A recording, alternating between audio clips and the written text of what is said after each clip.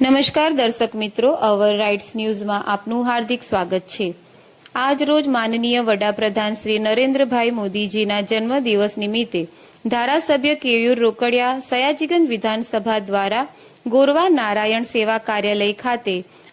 આજ રોજ આધાર card camp તથા ધારાસભ્ય ગ્રાન્ટમાંથી તથા મેયરની ગ્રાન્ટમાંથી એમ્બ્યુલન્સનું લોકાર્પણ કરવામાં આવ્યું, જે વડાપ્રધાન શ્રી નરેન્દ્ર મોદીના જન્મદિવસ નિમિત્તે દીર્ઘાયુ માટે પૂજા અર્ચના તથા મહાઆરતી પણ કરવામાં આવી તથા નારાયણ સેવા ચેરિટેબલ ટ્રસ્ટ દ્વારા બાળકોને નોટબુક પણ આપવામાં આવી।